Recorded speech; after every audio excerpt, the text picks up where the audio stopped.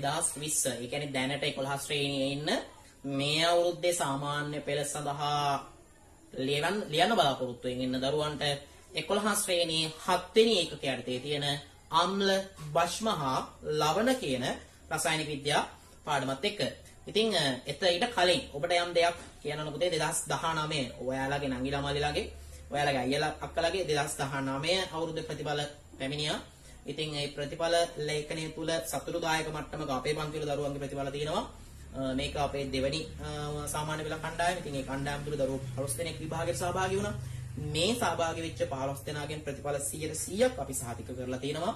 ඒ වගේම ABC සාමාර්ථ 13ක් වශයෙන් සහ S සාමාර්ථ 2ක් වශයෙන් තමයි ප්‍රතිඵල ලේඛනය තුල අපිට සඳහන් වෙන්නේ. ඉතින් එතනදී අපි සුබ පතනවා අපේ පන්තිවල සහභාගී වුණු දරුවන්ට සහ වෙනත් පන්තිවල සහභාගී වෙලා උසස් සාමාන්‍ය පෙළ කඩේම සමත් කරගත්තු දරුවන්ට උසස් පෙළ කඩේම ඒ ආකාරයෙන්ම සාර්ථක කරගන්න පුළුවන් වෙන කියලා. හරි. අපි මේ අම්ල භෂ්ම කියන පාඩම තුල උපමාතෘකා තියෙන පුතේ 4ක්. පළවෙනි එක තමයි 7 1 විදියට අම්ලත්, 7 2 විදියට භෂ්මත්, 7 3 විදියට ලවණත්, අන්තිම කොටස නැත්නම් 7 4 විදියට උදාසීනීකරණය කියලා ක්‍රියාවලියක් කතා කරන්න තියෙනවා. අපි මෙතනදී මේ පාඩම ඔබට වීඩියෝ කොටස් 4කින් විතර වගේ ඉදිරිපත් කරන්න බලාපොරොත්තු වෙනවා. ඒ තමයි අම්ල වලට එක වීඩියෝ එකක්, භෂ්ම වලට තව එකක්, ඒ වගේම ලවණ හා උදාසීනීකරණයට තව වීඩියෝ එකක් සහ අපි ඊට පස්සේ බොහෝ දුර ඉදිරිපත් කරන්න බලාපොරොත්තු වෙනවා මේ අම්ල භෂ්ම වලින් ආපු විභාග ප්‍රශ්නයක් කොහොමද ගැටලුවක් විසඳන්නේ කියලා පිළිතුරු ලියන්නේ කොහොමද? ඒ විභාගයේ පිළිතුරු ලියනකොට අපි අනුගමනය කරන්න ඕන පියවර මොනවද? ඒ වගේ දේවල් සාකච්ඡා කරනවා අපි අන්තිම වීඩියෝතර ඔබට අවබෝධ කරගන්න පුළුවන් රසායනික විද්‍යා ප්‍රශ්න වල පිළිතුරු ලිවීම කොයිතරම් පහසුද කියන එක. එහෙනම් අපි මුලින්ම බලමු මෙන්න මේ පළවෙනි කොටස වන අම්ල පිළිබඳව. අපි බලමු එහෙනම් මුලින්ම අතේ පළවෙනි උපමාතෘකාව විදියට අම්ල සම්බන්ධව. හරි. එතකොට මුලින්ම කතා කරමු ඔයාලගේ ගෙදරින් පටන් අරගෙන. ගෙදර තියෙන අම්ල වර්ග කීපයක් හඳුනගමු. ඔයාලගේ ගෙදර තියෙන අම්ල වර්ග කීපයක් විදිහට සඳහන් කරොත් ගෙදර ඇති විනාකිරි බෝතලයක්. එතකොට මේ විනාකිරි කියලා කියන්නේ අම්ලයක්. නිවසේදී අපිට අඳුන ගන්න පුළුවන් අම්ලයක් තමයි විනාකිරි කියලා කියන්නේ. ඊට අමතරව දෙහි නාරං මෙන්න මේ වගේ දේවලුත් අපිට නිවසේදී දක්නට ලැබෙන අම්ල විදිහට සඳහන් කරන්න පුළුවන්. ඒ වගේම සමහර රෝග සඳහා අපි ගන්න ඖෂධයක් වන විටමින් වර්ගයක් තියෙනවා විටමින් C. මේ විටමින් C කියලා කියන්නේ අපේ නිවසේදී අපිට හමු වෙන අම්ලයක්. සමහර ගෙවල් වල විටමින් C පෙතේ ගෙනල්ලා තියාගෙන ඉන්නවා යම් යම් රෝගාබාධ සඳහා ලබා දෙන විටමින් C වල ලොකු අතුරු ආබාධ අඩු නිසා. ඉතින් මෙතනදී මෙන්න මේ තුන් දෙනා සම්බන්ධ. ඒ කියන්නේ විනාකිරි, දෙහි, ඒ වගේම විටමින් C කියන තුන් දෙනා සම්බන්ධව අපි අම්ලයක් කියලා අඳුනගන්නේ මේ තුන් දෙනාටම පොදු ලක්ෂණයක් තියෙනවා. ඒ තමයි මේ තුන් දෙනාම ඇඹුල් රසයකින් යුක්තයි. එහෙනම් අපිට ගෙදරදී අම්ල හඳුනා ගන්න පුළුවන් සරල ක්‍රමයක් තමයි ඒ දේවල් වල ඇඹුල් රසයක් අඩංගු නම් අම්ලයක් හෝ අම්ල කිහිපයක් අන්තර්ගතයි කියලා අපිට උපකල්පනය කරන්න පුළුවන්.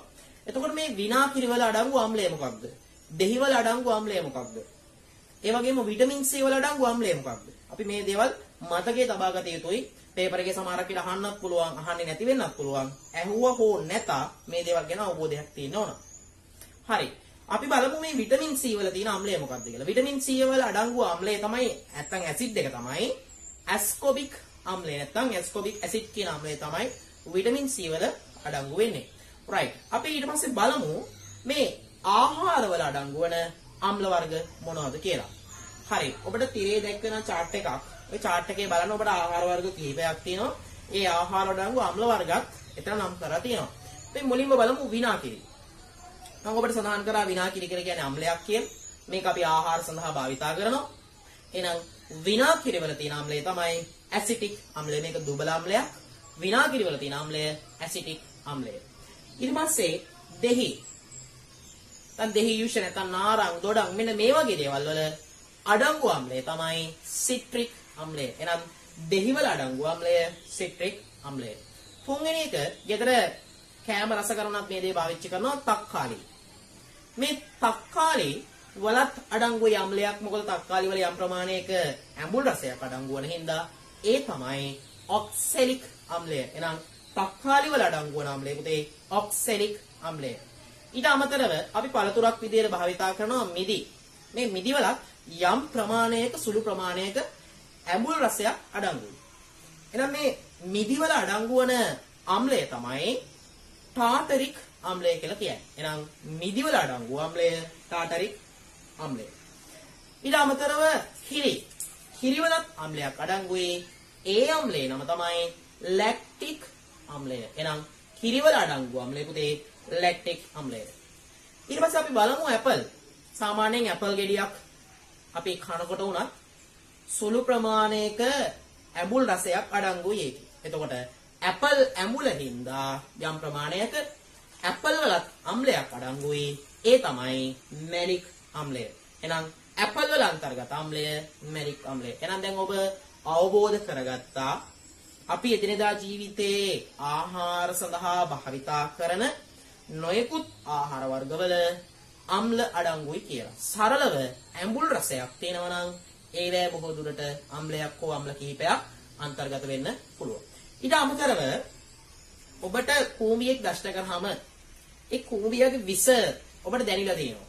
ඒ වේදනාව ඔබට දැනෙලා තියෙනවා. එතකොට මේ වේදනාවට හේතුව ඒ කූඹියගේ විස. ඒ කූඹියගේ විසෙත් අම්ලයක් අඩංගුයි. ඒ අම්ලය තමයි පුතේ ෆෝමික් අම්ලය. එහෙනම් කූඹියා තුලත් යම්කිසි අම්ලයක් අඩංගුයි. කූඹියගේ විසෙත් ඒ ෆෝමික් අම්ලය. එහෙනම් මේවා තමයි අපිට නිතර හමුවන අම්ල කිහිපයක්. ඊට පස්සේ අපි බලමු විද්‍යාගාරයේදී හමුවන අම්ල මොනවද කියලා. නැත්නම් විද්‍යාගාරයේ අපිට දකින්න තියෙන අම්ල මොනවද කියලා. දැන් ඔබ පාසල් විද්‍යාගාරයට ගියොත් පාසල් විද්‍යාගාරයේ අම්ල බෝතල් කිහිපයක් අරගත්තොත් ඒ අම්ල බෝතල් වල නම සඳහන් කරලා තියෙනවා. අපි බලමු මෙලෙස අපිට දකින්න තියෙන විද්‍යාගාරය තුල ප්‍රධාන අම්ල වර්ග මොනවද කියලා. ඔයාගේ විෂය නිර්දේශය තුල ප්‍රධාන අම්ල වර්ග 6ක් සඳහන් කරලා තියෙනවා. එතනින් මුල් 3 දෙනා සුලභ අම්ල ලෙස මම නම් කරනවා. ඒ කියන්නේ මම මෙතන සඳහන් කරනවා HCl අම්ලය, H2SO4 අම්ලය සහ HNO3 අම්ලය. මේ 3 දෙනා අපි සලකනවා විද්‍යාගාරයේ හමුවන සුලභ අම්ල ලෙස. එතකොට මේ HCl කියන්නේ රසායනික සූත්‍රය. එයාගේ රසායනික නාමය මොකක්ද? හයිඩ්‍රොක්ලෝරික් අම්ලය. H2SO4 කියලා කියන්නේ සල්ෆියුරික් අම්ලය. HNO3 කියලා කියන්නේ නයිට්‍රික් අම්ලය. එහෙනම් පුතේ මේ අම්ලවල රසායනික සූත්‍රයත් රසායනික නාමයක් දෙකම ඔබ හොඳ මතකයක තබා ගත යුතුයි. ඊට පස්සේ තව අම්ල වර්ග තුනක් ගැන අපි කතා කරොත් ඒ තමයි පස්වෙනි එක්කෙනා විදියට අපිට සඳහන් කරන්න පුළුවන් ඇසිටික් අම්ලය. ඇසිටික් අම්ලයේ සූත්‍රය CH3COOH කියන සූත්‍රයෙන් තමයි අපි ඇසිටික් අම්ලය නිරූපණය කරන්නේ.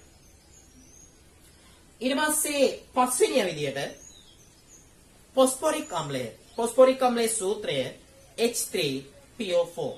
ෆොස්ෆොරික් අම්ලයේ සූත්‍රය H3PO4. හයවෙනි අම්ලයේ විදියට අපිට නම් කරන්න පුළුවන් කාබොනික් අම්ලය. කාබොනික් අම්ලයේ රසායනික සූත්‍රය වෙන්නේ H2CO3.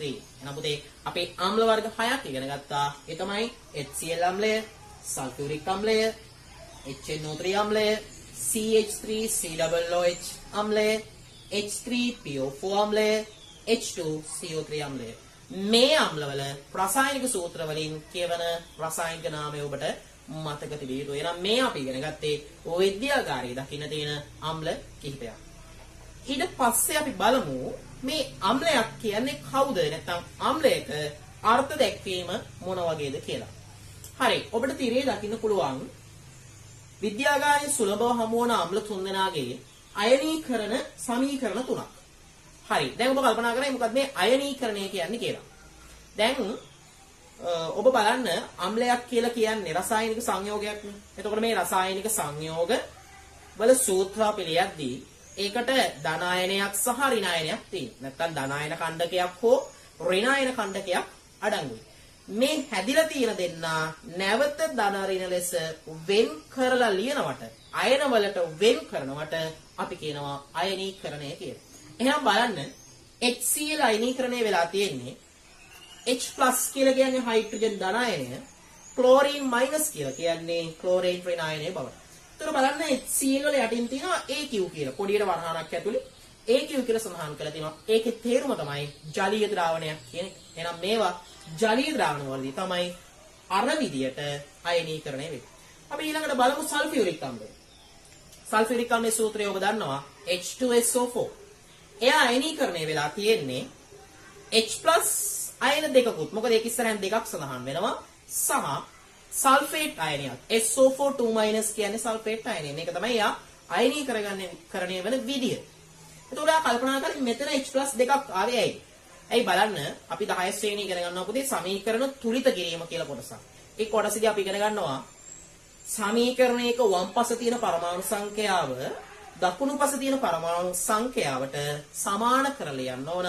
ඒක තමයි අපි සරලව තුලිත කිරීම කියලා කියන්නේ. එතකොට මේ පැත්තේ H2SO4 නේ කියන්නේ හයිඩ්‍රජන් පරමාණු දෙකක් අඩංගු වන හින්දා සමීකරණය එහා පැත්තෙත් අපි දෙක සඳහන් කරන්න ඕන. හැබැයි කොයිම වෙලාවකවත් පරමාණුව යටින් අපි ලියන්නේ නෑ. පරමාණුවට ඉදිරියෙන් තමයි තුලිත කිරීමේදී එකතු කරන ඉලක්කම් අපි එකතු කරන්නේ. එහෙනම් ඒ නිසා එතන හයිඩ්‍රජන් පරමාණු දෙකක් පිට වෙලා තියෙනවා. බලන්න HNO3. HNO3 කියලා කියන්නේ නයිට්‍රික් අම්ලය. එයා අයනීකරණය වෙලා තියෙන්නේ හයිඩ්‍රජන් ධන අයනයයි නැත්නම් H+ අයනයයි NO3- අයනය. මේවත් AQ ජලීය ද්‍රාවණ. එහෙනම් බලන්න මේ තුන් දෙනාගේ අයනීකරණ සටහන් දිහා බැලුවම ඔබට අවබෝධ වෙන්න ඕන දේ තමයි මේ සියලුම අම්ල ජලීය ද්‍රාවණයක් තුලදී H+ අයන නිදහස් කරනවා. H+ අයන නිදහස් කරනවා. ඒ වගේම අම්ලයක රසායනික සූත්‍රයේ සැලකුවොතින් ඒකේ සංඝටකමය මූලද්‍රව්‍යයක් විදියටත් හයිඩ්‍රජන් අන්තර්ගතයි. එහෙනම් අම්ල සිදු කරන්නේ ජලීය ද්‍රාවණයක් තුලදී හයිඩ්‍රජන් ධන අයන නිදහස් කිරීම. ඊට අමතරව අම්ලයක් කියලා කියන්නේ රසායනික සංයෝගයක්. එහෙනම් මෙන්න මේ කරුණු දෙක එකතු කරලා අපි හදමු ගැළපෙන ලස්සන අර්ථ දැක්වීමක් නිවැරදිව. එහෙනම් මොකක්ද අම්ලයක් කියලා කියන්නේ? බලන්න ජලීය ද්‍රාවණයකදී හයිඩ්‍රජන් ධන අයන එහෙම නැත්නම් H+ අයන නිදහස් කරන රසායනික සංයෝග වලට අපි කියනවා අම්ල කියලා. එහෙනම් ජලීය ද්‍රාවණයකදී H+ අයන නිදහස් කරන රසායනික සංයෝග අම්ල ලෙස හැඳින්වේ. එහෙනම් පුතේ මේ තිරේ දැක්වෙන සියලු දේවල් ඔබ ඔබේ සටහනේ වීඩියෝ එක මගින් නතර කරලා ඒ දේවල් සඳහන් කරගන්න. මාතෘකාව ඔබ ලියන්න ඕන අම්ලයක් කියන ඔබට මාතෘකාව දැක්වෙනවා දිරි. ඒකේ අර්ථ දැක්වීම පහලින් ලියන්න ඕන. ඊට පස්සේ දැන් ඔබ තේරුම් ගත්තා අම්ලයක සංඝටකමේ මූලද්‍රව්‍යයක් ලෙස හයිඩ්‍රජන් පරමාණු තියෙනවා. ඒ වගේම අම්ලයක් අයනීකරණයේදී ජලීය ද්‍රාවණයකදී නම් H+ අයන නිදහස් කරනවා. එතකොට අපිට අම්ල නැවත වර්ග දෙකකට බෙදන්න පුළුවන්. අම්ල කියන එක ඒ ඕනම අම්ලයක් අපිට ගොඩවල් දෙකකට කාණ්ඩගත කරන්න පුළුවන්. එහෙම වර්ග කරනවා නම් අපි මොකක් හරි නිර්ණායකයක් තියාගන්න ඕනේ. දැන් අපි මොකක් හරි වර්ගීකරණයක් නම් ඒ වර්ගීකරණයට අදාළ පොදු නිර්ණායකයක් තියෙන්න ඕනේ. අම්ලවලත් අපි මෙලෙස භාවිතා කරන පොදු නිර්ණායකය තමයි H+ අයන මුදා හැරීමේ නැත්නම් හයිඩ්‍රජන් ධන අයන නිදහස් කිරීමේ ප්‍රබලතාවය. එහෙනම් අම්ල අපිට වර්ග දෙකකට බෙදන්න පුළුවන් H+ අයන නිදහස් කිරීමේ ප්‍රබලතාවය මත. ඒ තමයි පුතේ වර්ග දෙක ප්‍රබල අම්ල සහ අනිත් කාණ්ඩය තමයි දුබල අම්ල. එහෙනම් ඔබගෙන් ඇහුවොතින් අම්ල වර්ගීකරණය යටතේ අම්ල වර්ග දෙක නම් කරන්න කියලා මොකක්ද උත්තරය වෙන්න ඕන? ප්‍රබල අම්ල සහ දුබල අම්ල. ඒකට හේතුව, ඒකට නිර්ණායකය තමයි H+ අයන නිදහස් කිරීමේ නැත්නම් ජලීය ද්‍රාවණයකදී හයිඩ්‍රජන් ධන අයන නිදහස් කිරීමේ ප්‍රබලතාවය මත තමයි මෙලෙස අපි අම්ල ප්‍රබල අම්ල සහ දුබල අම්ල ලෙස වර්ගීකරණය. ඊළඟ මාතෘකාව ප්‍රබල අම්ල. හරි. දැන් මේ ප්‍රබල අම්ලයක් කියන්නේ මොකක්ද කියලා අපි මුලින්ම අවබෝධ කරගමු. අම්ල සිදු කරන ක්‍රියාවලිය තමයි ජලීය ද්‍රාවණයකදී H+ අයන මුදා හරිනවා නම් අපි ඒව තමයි අම්ල ලෙස හඳුන්වන්නේ. එතකොට බලන්න ඔබට තිරේ දැක්වෙනවා අපි කලිනුත් මේක ගැන සාකච්ඡා කළා. HCl H2SO4 සහ HNO3 කියන අම්ල තුනේ අයනීකරණ සමීකරණ තුන. ඔබ දන්නවා දැනටමත් අයනීකරණය කියලා කියන්නේ අයන වලට වෙන්වීම. එතකොට මේ අයනීකරණයේදී මෙන්න මේ අම්ල වර්ග තුනට හැකියාවක් තියෙනවා සම්පූර්ණයෙන්ම නැත්නම් පූර්ණ ලෙස අයනීකරණයට ලක් වෙන්න. ඒ කියූප එකේ අදහස අපි HCl අම්ලය උදාහරණයක් ලෙස අරගෙන බලමු. දැන් ඔබ හිතන්න HCl අම්ලය ජලීය ද්‍රාවණයකදී අයනීකරණය වෙනවා නම් එතනදී හැදෙන්නේ H+ අයනයයි ක්ලෝරින් - අයනයයි. සම්පූර්ණයෙන්ම ඒ ජලීය ද්‍රාවණය තුලදී HCl අණුව අයනීකරණය වෙලා විඝටනයට ලක් වෙනවා H+ අයනයත් ක්ලෝරින් විනායනත් බවට. එහෙනම් මේ ද්‍රාවණය තුල කිසි විටක HCl අණු ස්වභාවයෙන් පවතින්නේ නැහැ. සම්පූර්ණයෙන්ම තියෙන්නේ හයිඩ්‍රජන් ධනායනත් ක්ලෝරින් විනායනත් විතරයි. ඕක තව විදිහකට පැහැදිලි කරොත් පුතේ ඔබ හිතන්න HCl අම්ල අණු 100ක් තිබ්බනම් ඔය 100ම හයිඩ්‍රජන් අයනත් ක්ලෝරින් අයනත් බවට පරිවර්තනය වෙනවා. අයනීකරණය වෙනවා. එහෙනම් මෙන්න පුතේ ප්‍රබල අම්ලවල ලක්ෂණයක්. එහෙනම් ප්‍රබල අම්ල සිද්ධ කරන්නේ මොකක්ද? ජලීය ද්‍රාවණයකදී පූර්ණ ලෙස මොනවා වීමද? අයනීකරණයට ලක් වීම. එහෙනම් අපි බලමු පුතේ ප්‍රබල අම්ලයක අර්ථ දැක්වීම. ජලීය ද්‍රාවණයකදී පූර්ණ ලෙස අයනීකරණයට ලක් වී H+ අයන නිදහස් කරනු ලබන අම්ල නැත්නම් සංයෝග වලට අපි කියනවා ප්‍රබල අම්ල කියලා. ප්‍රබල අම්ල වලට උදාහරණ තුනක් අපිට නම් කරන්න පුළුවන්. ඔබට තිරේ දැක්වෙනවා HCl නැත්නම් හයිඩ්‍රොක්ලෝරික් අම්ලය. දෙවෙනි එක්කෙනා සල්ෆියුරික් එහෙම නැත්නම් H2SO4 අම්ලය. තුන්වෙනි එක්කෙනා නයිට්‍රික් එහෙම නැත්නම් HNO3 අම්ලය. එහෙනම් පුතේ ප්‍රබල අම්ලයක ලක්ෂණ තමයි ජලීය ද්‍රාවණයකදී පූර්ණ ලෙස අයනීකරණයට ලක්වීම. අපි බලමු දෙවෙනි උදාහරණය. නැත්නම් දෙවෙනි උපමාතෘකාව මොකද්ද? දුබල අම්ල.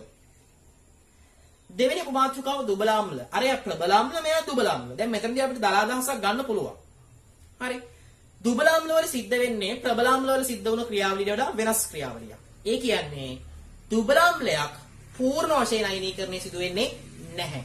එහෙනම් එතනදී අයනීකරණය සිදු වෙන්නේ පුතේ අසම්පූර්ණ ලෙස. එහෙම නැත්නම් අපි ඒකට ලස්සන වචනයක් ඉදිරිපත් කරනවා භාගිකව අයනීකරණය වෙනවා කියලා. එහෙනම් ප්‍රබල අම්ලයක් පූර්ණ වශයෙන් අයනීකරණය වුණාට දුබල අම්ලයක් අයනීකරණය වෙන්නේ භාගික ලෙස. එහෙනම් මොකක්ද මේ දුබල අම්ලයක් කියලා කියන්නේ? ජලීය ද්‍රාවණයකදී භාගික ලෙස අයනීකරණය වී H+ අයන නිදහස් කරනු ලබන අම්ල එහෙම නැත්නම් රසායනික සංයෝග අපි හඳුන්වනවා දුබල අම්ල ලෙස. මොනවාද මේ දුබල අම්ල වලට උදාහරණ? දුබල අම්ල වලට අපි උදාහරණ තුනක් නම් කරමු. උදාහරණ තුන තමයි ඇසිටික් අම්ලය CH3COOH කියන ඇසිටික් අම්ලය. ඒ නැත්නම් විනාකිරි කෘත්‍රිම විනාකිරි හදන්නේ මෙයාගෙන්. එහෙනම් ඇසිටික් කියන්නේ පුතේ දුබල අම්ලයක්. දෙවෙනි එක්කෙනා තමයි ෆොස්ෆොරික් අම්ලය. සූත්‍රය වෙන්නේ H3PO4. හතරවෙනිය තමයි කාබොනික් අම්ලය. සූත්‍රය වෙන්නේ H2CO3. එහෙනම් ඔබ දැන් අවබෝධ කරගත්තා ප්‍රබල අම්ලයක සහ දුබල අම්ලයක තියෙන වෙනස්කම. මොකක්ද වෙනස්කම? ප්‍රබල අම්ල පූර්ණ රසායනීකරණය වෙනවා. දුබල අම්ල පූර්ණ රසායනීකරණය නොවේ. කොහොමද අයනීකරණය වෙන්නේ? භාගික ලෙස තමයි අයනීකරණය වෙන්නේ. ප්‍රබල අම්ල වලට උදාහරණ තුන HCl, H2SO4, HNO3. දුබල අම්ල වලට උදාහරණ තුන ඇසිටික්, ෆොස්ෆොරික්, කාබොනික් කියන අම්ල දුබල අම්ල වලට උදාහරණ විදිහට අපිට සලකන්න පුළුවන්. හරි. ඔබට අම්ල සමග ගනුදෙනු කරද්දී අහන්න ලැබෙන වචනයක් තමයි මේ තනුක අම්ල කියන වචනය. ඔබ මෙතනදී අවබෝධ කරගන්න ඕන මොකද්ද මේ තනුක අම්ලයක් කියන්නේ කියලා. හරි. තනුක අම්ලයක් කියලා කියන්නේ සාමාන්‍යයෙන් විද්‍යාගාර ගබඩාවල අඩංගු වෙන්නේ සාන්ද්‍ර අම්ල. මේ වැඩි සාන්ද්‍ර අම්ල වලට අවශ්‍ය ප්‍රමාණයට ජලය මිශ්‍ර කරලා අවශ්‍ය සාන්ද්‍රණයකින් යුක්ත අම්ල අපි හදා ගන්නවා. ඒ අම්ල වලට තමයි අපි කියන්නේ තනුක අම්ලයක් කියලා. එහෙනම් පුතේ සරලව අදහස් කරොතින් තනුක අම්ලයක් සකස් කරගන්නේ අපි මේ සාන්ද්‍ර අම්ල වලට ජලය අවශ්‍ය ප්‍රමාණයට මිශ්‍ර කරලා. එහෙනම් ඔබට මෙතනින් එහාට යම් යම් ස්ථානවල අහන්න ලැබේ තනුක අම්ල කියලා. එහෙනම් තනුක අම්ල නිෂ්පාදනය කරන්නේ තනුක අම්ල හදාගන්නේ සාන්ද්‍ර අම්ල වලට අවශ්‍ය ප්‍රමාණයෙන් ජලය මිශ්‍ර. එහෙනම් මේ හදන පිළිවෙල සටහන ඔබේ තිරේ දැක්වෙනවා මාතෘකාව ලිව්වා තනුක අම්ල කියලා. ඒකේ අදහස ඔබ පැහැදිලිව තල්ලකුණක් දාලා ලියන්න ඕනේ. හරි. අපි ඊළඟට බලමු මේ අම්ලවල ගුණ මොනවද කියලා. ලියන මාතෘකාව අම්ලවල ගුණ. හරි. අපි අම්ලවල දකින්න පුළුවන් පළවෙනි ගුණාංගය කතා කරමු. ඔබ විද්‍යාගාරයේ තියෙන සාන්ද්‍ර අම්ල බෝතල් වල කිසියම් ලේබලයක් දැකලා ඒකදී ඔබට මේ තිරේ සඳහන් වෙනවා මේ ලේබල් එක. මේක සලකුණක්. මේ අනතුරු ඇඟවීමේ සලකුණක්. මේකට කියනවා අපි අන්තරායකාරී අනතුරු ඇඟවීමේ සලකුණක් කියලා. එතකොට මේ සලකුණෙන් නිරූපණය කරන්නේ ලෝහ මත, ලී මත, රෙදි මත වගේ අම්ලයක් ඉහිරිනොතින් ඒ මත විඛාදක ගුණය පෙන්눔 කරනවා කියලා. ඒ වගේම සම මත අම්ලය වැగిරුණොත් සමේ ප්‍රබල පිලිස්සුම් ඇති කරනවා කියලා. එහෙනම් මේ සලකුණ මගින් මේ අනතුරු ඇඟීමේ සලකුණ මගින් ඔබට ඉදිරිපත් කරන්නේ මේ අම්ලවලට තියෙන පළවෙනි ගුණාංගය තමයි ප්‍රබල විඛාදක ගුණය. එහෙනම් අපි ලියමු අම්ලවල තියෙන පළමු ගුණය ප්‍රබල විඝාතක ගුණ ඇත. එනම් ඔබට ප්‍රශ්න පත්‍රයේදී මේ සලකුණ පෙන්නලා මේ අන්තරායකාරී සලකුණ පෙන්නලා අහුවතින් ප්‍රශ්නයක් මෙහි අදහස කුමක්ද කියලා මේකේ නිරූපණය කරන්නේ අම්ලවල ඇති විඝාතක. නිවසේදී අපි අම්ල හඳුනා ගැනීමට භාවිතා කරන සරල ක්‍රමයක් තමයි ඇඹුල් රසය. ඒකට ඇඹුල් රසයක් තියෙන බොහෝ දේවල් වල අම්ලයක් හෝ අම්ල කිහිපයක් අඩංගුයි කියලා අපි ඉගෙන ගත්තා.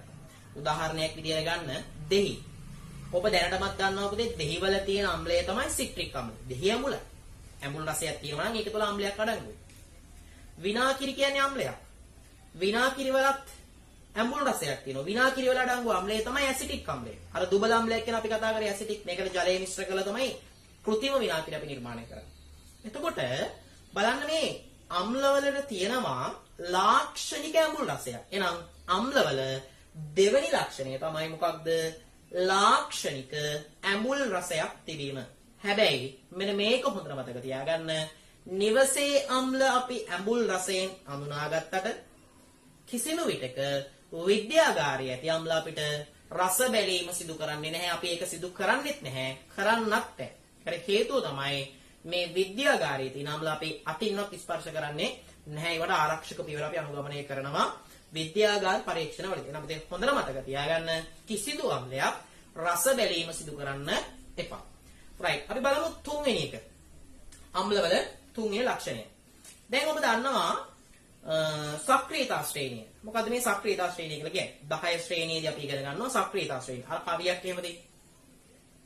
පොට්ටසෝ මගේ කැහැටු මෙලියම් ඇලුමිනා සින්නක්කර අරගෙන ටිකක් ලෙඩ වී හන්දි කොරවි මහත සිල් වගේ පැලට විය රත්තරන්. මේ කවිය කිව්වහම බොහෝ දරුවෝ දන්නවා මොකද මේ සක්‍රීයතා ශ්‍රේණිය තමයි පටන් ගන්න. පොටෑසියම් වලින් ආරම්භ කරලා රත්තරන් වලින් ඉවර වෙන සක්‍රීයතා ශ්‍රේණියක් තියෙනවා. එතකොට මේ සක්‍රීයතා ශ්‍රේණියේ ඉන්නකොදී හයිඩ්‍රජන් වලට වඩා ඉහළ නැත්නම් හයිඩ්‍රජන්ට උඩින් ඉන්න ලෝහයක්. උදාහරණයක් විදිහට අපි සලකමු මැග්නීසියම්.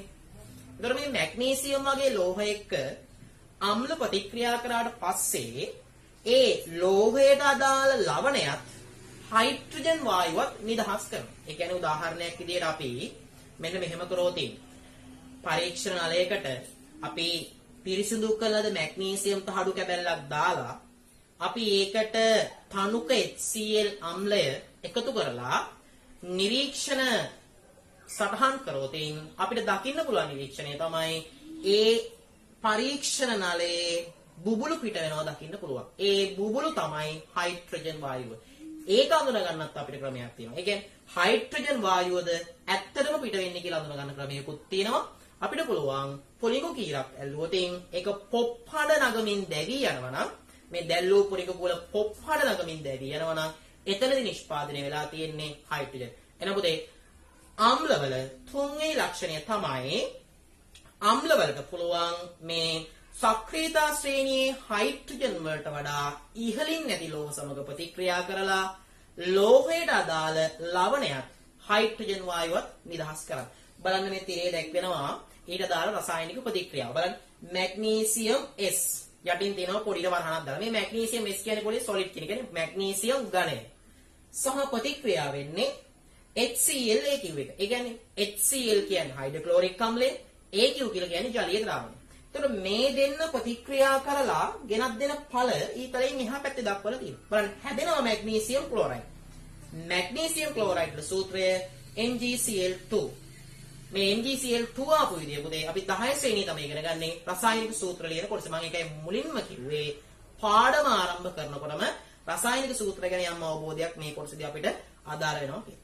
ඊට පස්සේ හැදෙන එක්කෙනා තමයි බලන්න එහා පැත්තේ තියෙනවා හයිඩ්‍රජන් නැත්නම් H2 ගෑස් එක. G කියලා කියන්නේ ගෑස් වායුව.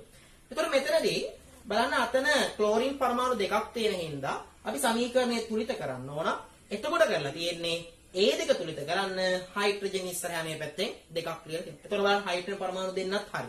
ක්ලෝරින් පරමාණු දෙන්නත් හරි. මැග්නීසියම් එක්කනයි එයත් හරි. එහෙනම් සමීකරණය තුලිතයි. එහෙනම් මොකක්ද උනේ?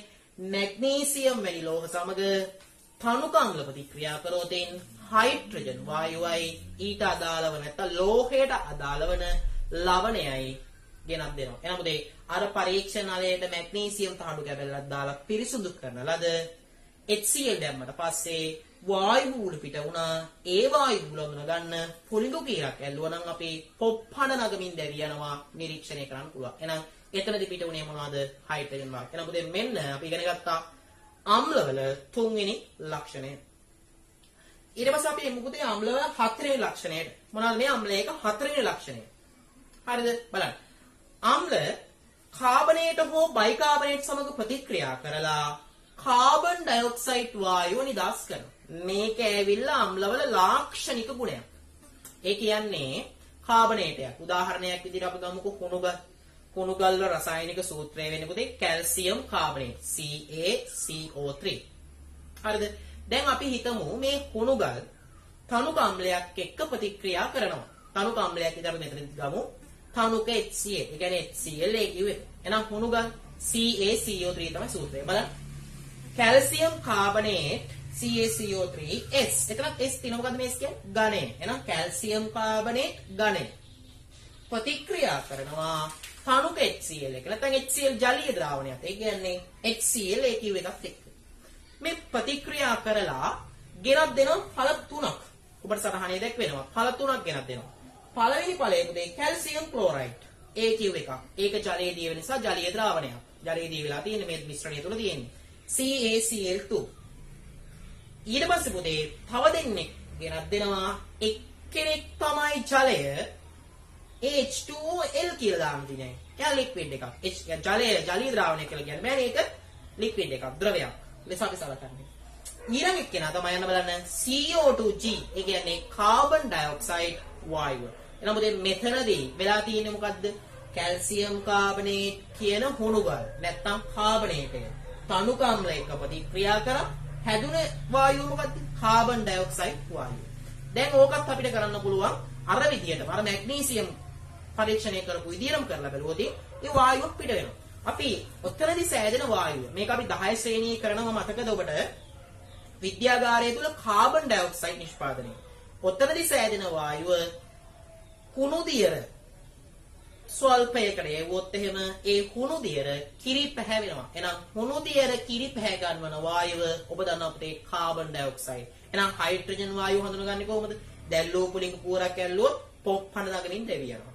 කාබන් ඩයොක්සයිඩ් හඳුන ගන්න සරල ක්‍රමය මොකද්ද? අවර්ණ කුණු දියර වලට කාබන් ඩයොක්සයිඩ් ඇතුල් කරාම ඒ කුණු දියර වල පැහැය කිරි පැහැයට හැරෙනවා නම් අන්න කාබන් ඩයොක්සයිඩ් පාව. එහෙනම් ඔබට මෙතනදිත් නිගමනයකට එන්න පුළුවන් මේ පිට වෙලා තියෙන්නේ පුතේ කාබන් ඩයොක්සයිඩ් වායු බව. එහෙනම් අපි ඉගෙන ගන්න ඊළඟ ලක්ෂණය තමයි කාබනේටයක් හෝ බයිකාබනේටයක් සමග තනුක අම්ල ප්‍රතික්‍රියා කරොත් අනිවාර්යෙන් එතන පුතේ කාබන් ඩයොක්සයිඩ් වායුව ගෙනත් දෙනවා. ඊට පස්සේ අපි බලමු අම්ලවල පස්සේ ලක්ෂණය මොකක්ද කියලා. දැන් අපි මේ පාඩමේ කතා කරන්නේ අම්ල භෂ්ම ගැනනේ. එතකොට මේ අම්ලයක් භෂ්මයක් සමග ප්‍රතික්‍රියා කරවන්නත් පුළුවන්.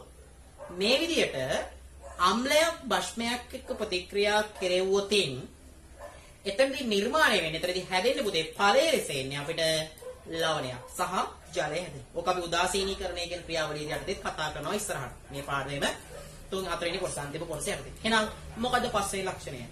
අම්ල භෂ්ම සමග ප්‍රතික්‍රියා කර විට මොනවා ගෙන දේද? අදාළ ලවණය. ඒ අම්ල භෂ්ම වලට අදාළ ලවණය ගෙනත් දෙනවා ජල අණුවක් පිට කරලා. එහෙනම් මෙන්න පස්වෙනි ලක්ෂණය ඔබට තිරේ දැක්කනකොට පස්වෙනි ලක්ෂණය කියලා දාලා අම්ල වල පස්වෙනි ගුණය ලියන්න ඕන. අපි උදාහරණයක් විදිහට සලකමු අම්ලයක්. තනුක සල්ෆියුරික්. නැත්තම් තනුක HCl සලකන්න පුළුවන්. අපි මෙතන කරගමු තනුක සල්ෆියුරික් අම්ලය. තනුක සල්ෆියුරික් අම්ලයේ සූත්‍රය වෙන්නේ පුතේ H2SO4. AQ කියලා කියන්නේ ජලීය ද්‍රාවණය. එතකොට මේ තනුක සල්ෆියුරික් අපි ප්‍රතික්‍රියා කරවමු. ඕගොල්ලෝ හැමෝම දන්න භෂ්මයක් තමයි සෝඩියම් හයිඩ්‍රොක්සයිඩ්. සෝඩියම් හයිඩ්‍රොක්සයිඩ් වල සූත්‍රය එන්නේ පුතේ NaOH. එතනත් AQ කියලා තියෙනවා. ඒ AQ කියලා කියන්නේ ජලීය ද්‍රාවණය කියන අදහස. එහෙනම් HCl නැත්නම් සල්ෆියුරික් අම්ලය නැත්නම් ජලීය සල්ෆියුරික් අම්ලයයි නැත්නම් තනුක සල්ෆියුරික් අම්ලයයි ජලීය සෝඩියම් හයිඩ්‍රොක්සයිඩ් ප්‍රතික්‍රියා කෙරෙවොත් ඒ කියන්නේ අම්ලයක් සහ භෂ්මයක්. අම්ලයක් සහ භෂ්මයක් ප්‍රතික්‍රියා කෙරෙනකොට හැදෙන්න ඕන පුතේ එතන ලවණය. හැදෙන ලවණය තමයි මේ අම්ලයට සහ භෂ්මයට අදාළව සෝඩියම් සල්ෆේට් කියන ලවණය. සූත්‍රය Na2SO4. ඒකත් ඒ කිව්ව එකක්. ඒකත් ජලීය ද්‍රාවණයක්.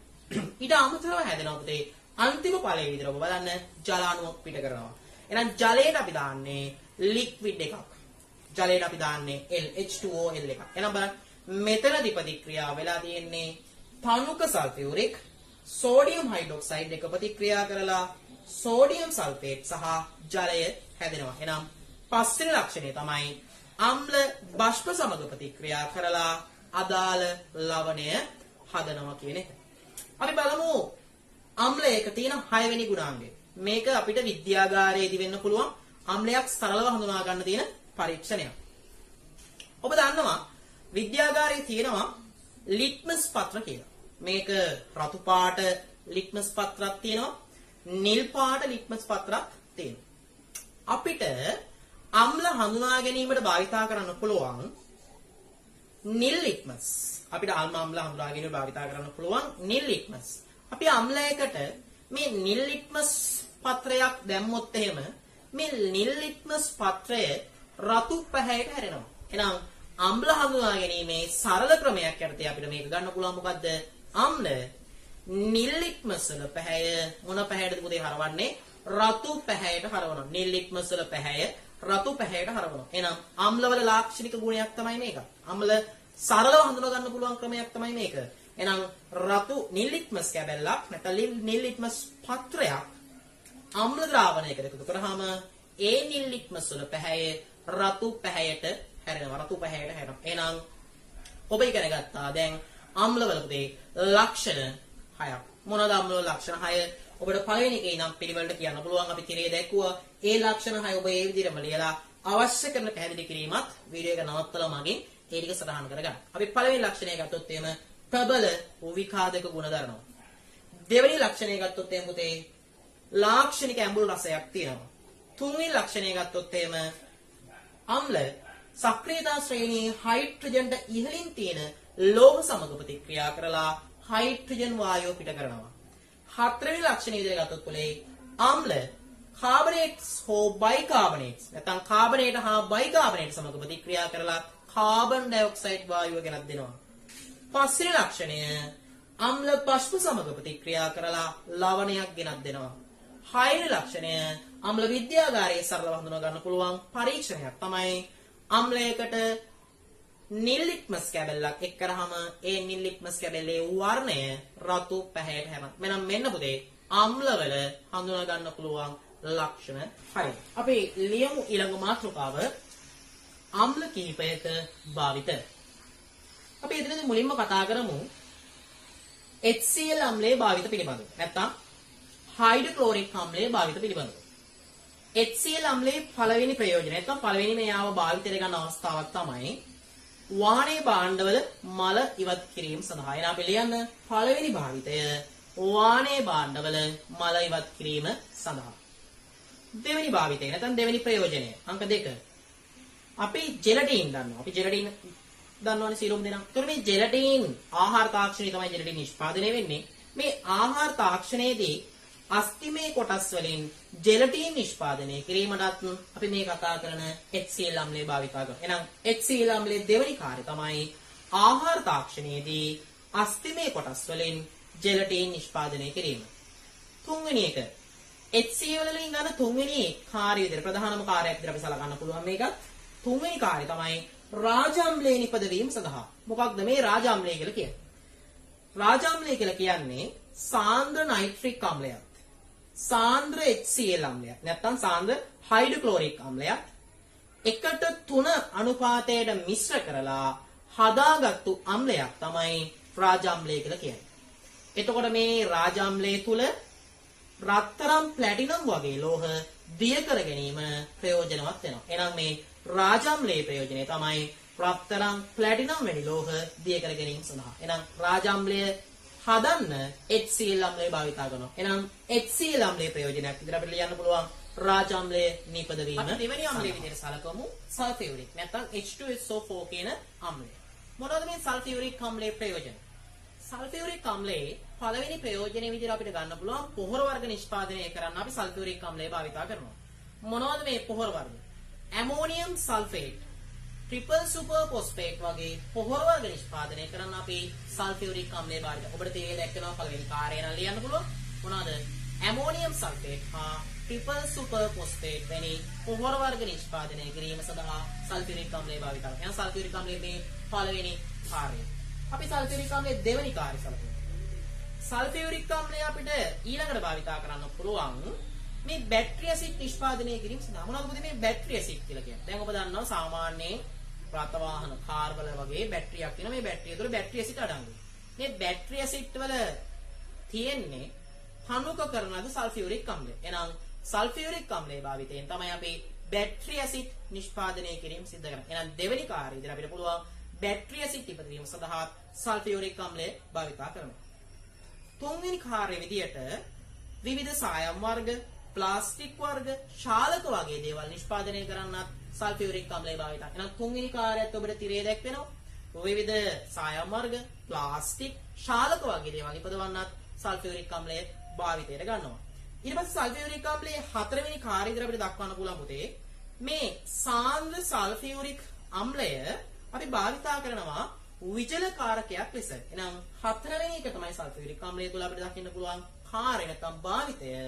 සාන්ද්‍ර සල්ෆියුරික් අම්ලය විජලකාරකයක් ලෙස අපිට භාවිතා කරන්න පුළුවන්. එහෙනම් මෙන්න සල්ෆියුරික් අම්ලය භාවිතා වන දුබල අම්ලයක් වන ඇසිටික් අම්ලය භාවිතයට ගන්න අවස්ථා නැත්නම් අපිට ඇසිටික් අම්ලයෙන් ලබා ගන්න පුළුවන් ප්‍රයෝජන මොනවද කියලා.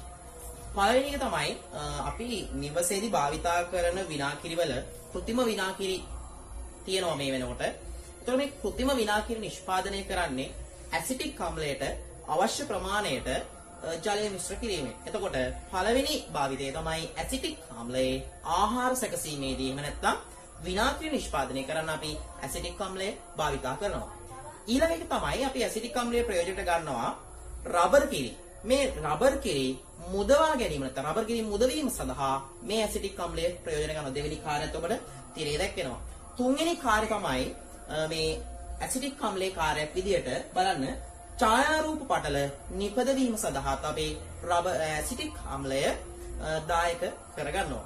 ඊළඟට ඇසිටික් අම්ලයේ කාර්යයක් විදිහට අපිට සඳහන් කරන්න පුළුවන් හඩදාසි කර්මාන්තයට, ඒ වගේම පේෂ කර්මාන්තයට අවශ්‍ය කරන කෘත්‍රිම නූල් නිෂ්පාදනය කිරීමටත් ඇසිටික් අම්ලය භාවිතයට ගන්නවා. එහෙනම් ඔබට තිරේ සඳහන් වෙනවා ඇසිටික් අම්ලයේ කාර්යයන් මේ කීපයක් හෝ සියල්ලම ඔබ මතකයේ තබා ගන්න විභාගයට යම් යම් අම්ලවල කාර්යයන් ඔබගෙන් අහන්න පුළුවන් ප්‍රශ්නවල ලබන කියන මාතෘකාව යටතේ පළවෙනි කොටස සාකච්ඡා කරලා ඉවරයි. ඒ කියන්නේ අම්ල යටතේ ඔබට සියලුම સિદ્ધාන්ත අපි මෙතනදී සාකච්ඡා කරා.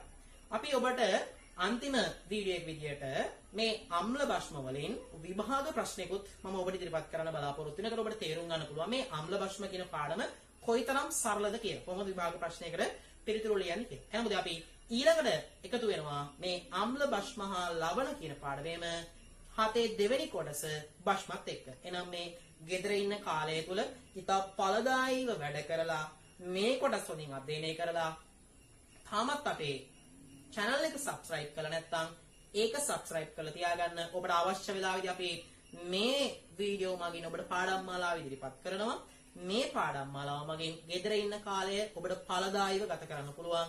අනිත් එක මේ දෙවෙනි වාරයේ අපි ආරම්භ කරේ රසායනික විද්‍යා පාඩමක්. මේ පාඩම සහ අපි බලාපොරොත්තු වෙනවා තව දෙවෙනි වාරයේ පාඩම් කීපයක් මේ ගෙදර ඉන්න කාල සීමාව තුළ ඔබ එක්ක සාකච්ඡා කරන්න. එහෙනම් අපි අදට ගිහින් එන්නම් ඊළඟ ප්‍රශ්න කියන කොටසත් එක්ක හම්බ වෙමු.